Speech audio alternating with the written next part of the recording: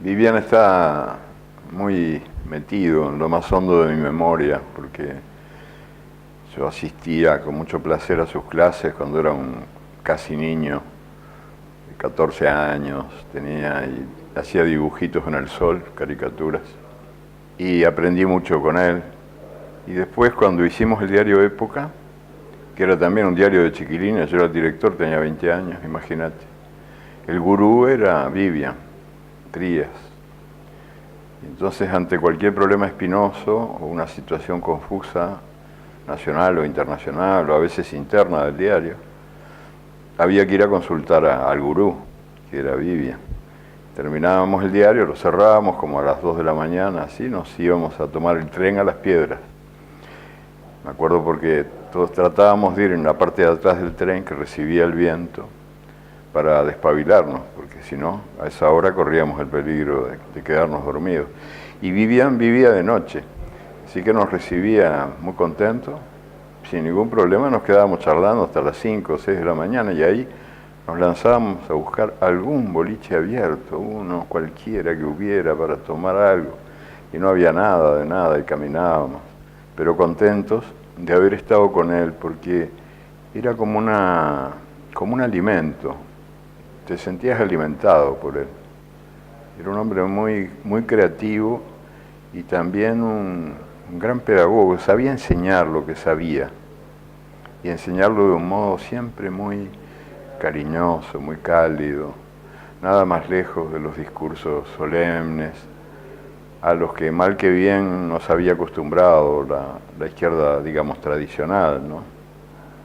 El gran mérito de él fue convertir el socialismo y las ideas socialistas, el marxismo y otras variantes, en un producto nacional. Hasta entonces había sido importado, comprado afuera, de Europa venía.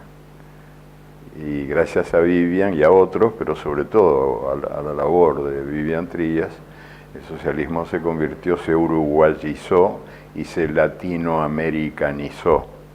Gracias a él tuvimos conciencia de que éramos parte de una patria grande, un pedacito de algo mayor que nosotros.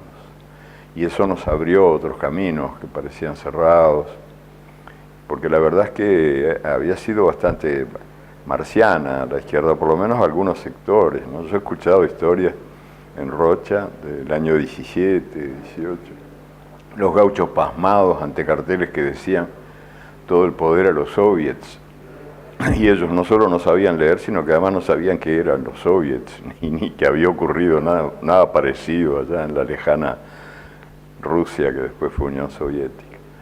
Entonces esta especie de nacionalización que hizo el Gordo en su estilo, gracias a un lenguaje que era a la vez claro y hermoso, lindo de escuchar, era un placer oírlo, nos formó en gran medida. Yo soy parte de una generación que fue muy formada por él, contra la resistencia de algunos sectores que todavía, por lo bajito, para que no se supiera que era lo que en realidad pensaban, porque rara vez decían lo que pensaban, pero despacito, así te murmuraban al oído, qué tanto joder con Artigas, que era un gaucho bruto.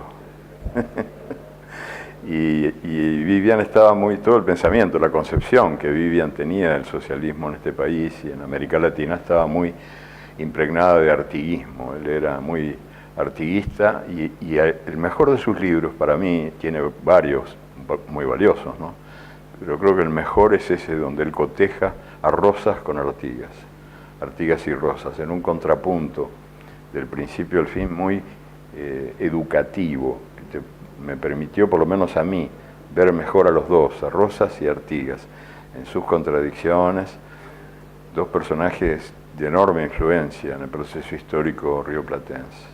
Vivian no ha tenido la difusión, ni tiene la difusión que merecía y merece tener, en gran parte porque nosotros habitamos el mundo al revés, y el mundo al revés recompensa al revés, o sea, recompensa a quien no debe ser recompensado y castiga a quien no debe ser castigado.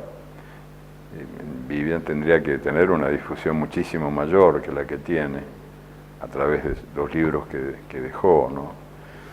Pero eso no ocurre porque las cosas marchan al revés, en el Uruguay y en todas partes. Le gustaba mucho instalarse ahí en el bar de Alfredo, que quedaba en la esquina del Partido Socialista, en Soriano, y debe haber sido, no sé cuál sería la otra calle, Cuareim o alguna de esas, no sé, el bar de Alfredo. Y ahí se instalaba, tenía su mesita y algunos que íbamos a provocarlo, a hacerle preguntas incómodas, a charlar, a aprender, a discrepar a veces. Él tuvo un periodo en el que, por ejemplo, te digo, tuvo cierta confianza o creyó que se abría alguna puerta por el lado militar, de los militares progresistas, influido por la experiencia peruana, ¿no? Donde se había procesado algo así. Pero acá era completamente irreal suponer que eso podía cuajar y dar frutos. Y así fue. Cuando vino la dictadura, fue una dictadura que no tenía nada de patriótico, que no hizo más que implantar en el Uruguay un sistema de terror, ese sí, importado e impuesto en escala internacional por el centro imperial, ¿verdad? No tenía nada que ver con los ideales de Artigas ni de Trías. Pero él tuvo un periodo en el que creyó que por ese lado se podía tener algunos aliados, contar con gente a la que no teníamos que ver siempre como gente enemiga, pero lamentablemente estaba equivocado y los enemigos eran enemigos. Él estimulaba el debate, la diversidad, era un campeón de la diversidad y por lo tanto le gustaba mucho discutir. Tanto que a veces conmigo, que yo era un chiquilín, como te decía al principio, cuando dirigía él, porque tenía 20 años, imagínate, frente a él, que tenía toda una vida detrás y una experiencia enorme, y había leído mucho más y sabía mucho más, pero le encantaba provocarme 2x3, y hasta seguía las discusiones por teléfono después. Me llamaba a cualquier hora porque dice, hay una cosa que no te quedó clara, y ahí seguía. Le gustaba mucho discutir.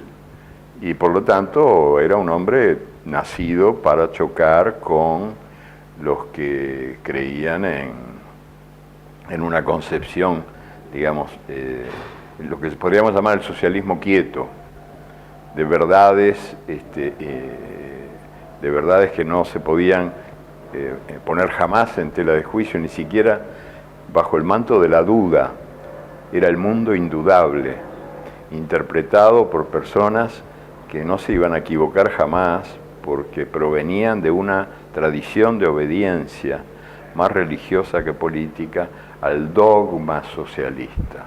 Bueno, él era todo lo contrario de eso, al revés, era un hombre abierto, discutidor, que además tenía una gran cultura general, digamos, que no se limitaba a eso que llamamos política, ¿no? Y eso nos ayudó mucho a todos porque nos ayudó a redescubrir nuestro país, a redescubrir América Latina, que estaba todavía envuelta en sombras, y a redescubrir el mundo, porque el mundo es diverso y lo mejor que el mundo tiene está en la cantidad de mundos que el mundo contiene.